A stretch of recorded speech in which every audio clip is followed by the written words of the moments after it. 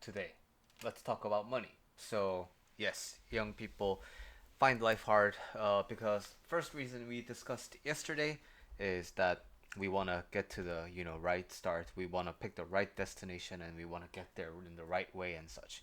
And now, second reason why is we want money. We want a lot of money, and at the same time, let's if you really think about this, suppose you're working for someone, right? I talk about this in my other videos about work as well, but suppose you work for someone. When you work for someone, if you're paid the same, regardless of how much work you do, would the average person want to work more or less? Assuming same money, you would want to work less. Now, suppose your amount of work is fixed and you have an option of getting paid more or less.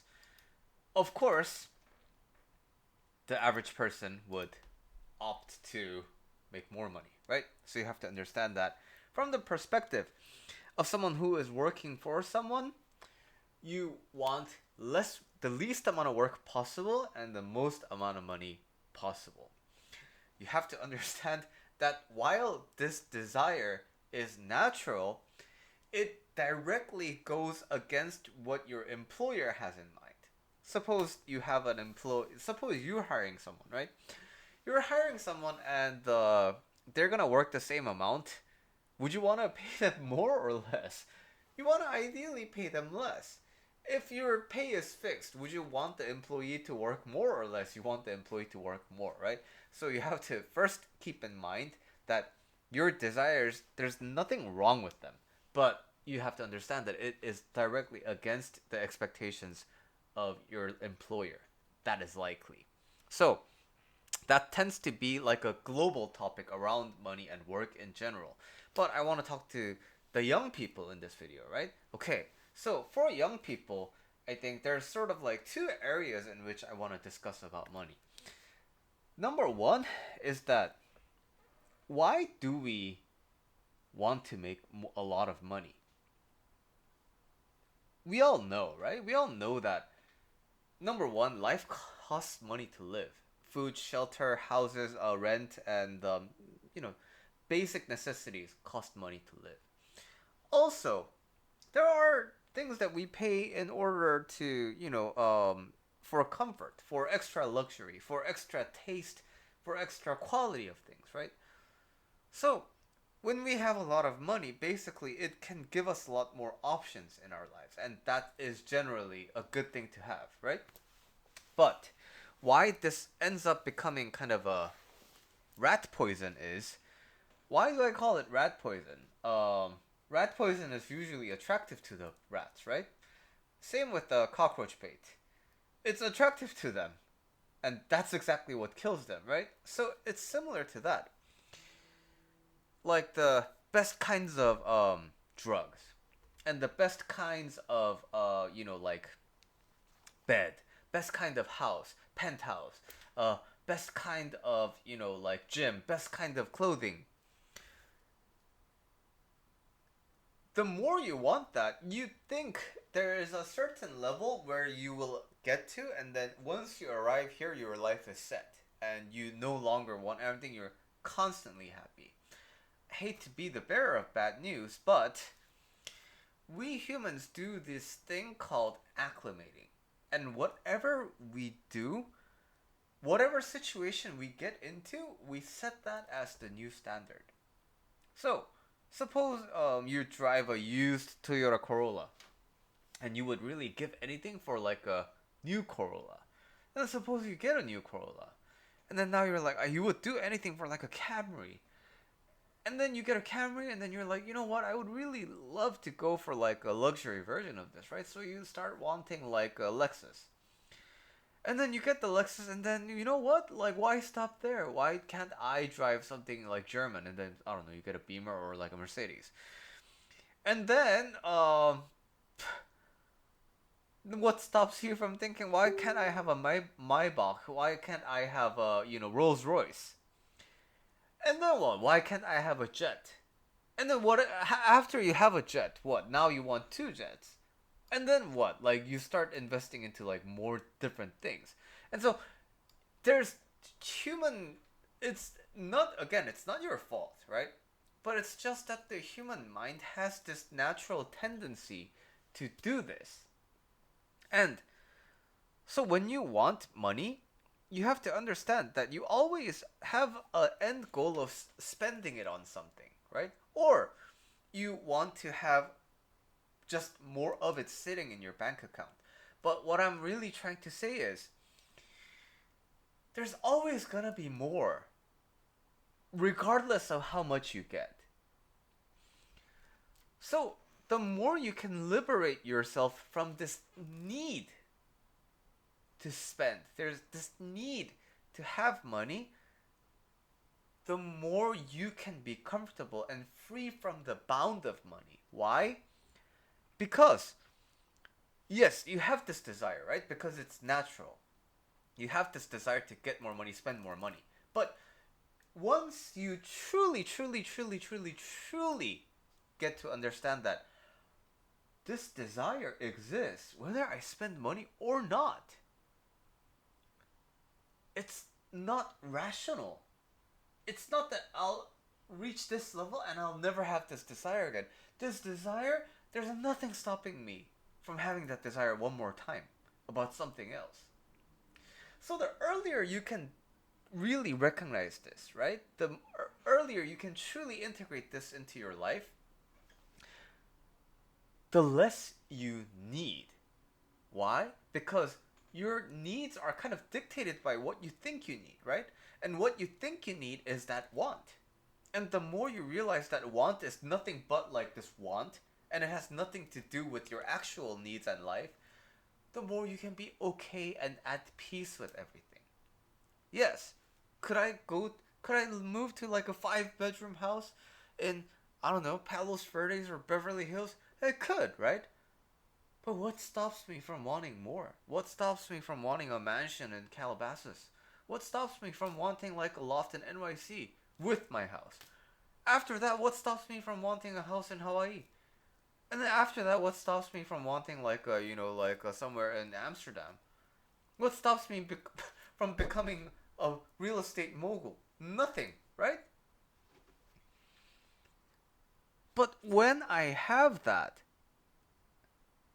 of course I could seek it. But is that really going to make me truly happy? That's the question, right? Because I can be happy today. And the more I recognize that, the less I have that like impulse driven need to have money and spend money. And so I understand that this isn't something that you can integrate into your life just by listening to me once. But I will tell you, when I work with older clients in their 50s and 60s and 70s and sometimes 80s, and they have these regrets about spending so much time being driven by money and work. There's so much regret around that because they never gave themselves a chance to live their life. Because they let money live their life. And I would ideally like you to at least be conscious of this. Right? Okay. That's the first aspect of money I wanted you to have. Second is, but I understand. We need to make money, right? So I want to give you kind of like a system of how I view money for young people or like in general, right? So, two big kind of paths, right? And the two big paths are entrepreneurship and working for someone, right? And now, sometimes you have a hybrid of them, but I think that's sort of the two big ways of how you can make money. Now, for young people, entrepreneurship tends to be a little bit challenging because why?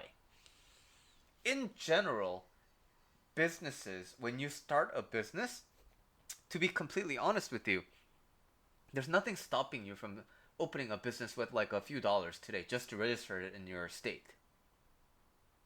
But The traditional idea of how to run a business, it usually requires a lot of capital. Now, I'm a solopreneur, right? I do business in a very low cost kind of a way. But that's because number one, I run kind of an unorthodox business, and number two, I already have a lot of accumulated knowledge over the years that allows me to kind of have a low margins, not low investment kind of a business, low capital kind of a business.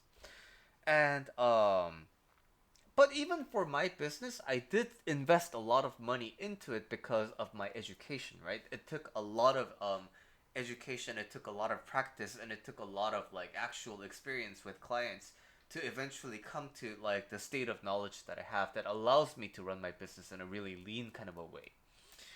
And why this is important for you is, again, when you're young, entrepreneurship is generally more difficult. But if you are going to run an unorthodox business like me, and you're okay with starting out with low capital, and you're ready to put in the work to, talk about your business in a really organic way, then I think entrepreneurship can be a really good way for you, especially if you have like a kind of a trade related knowledge or some kind of a knowledge that you inherited from your parents for free.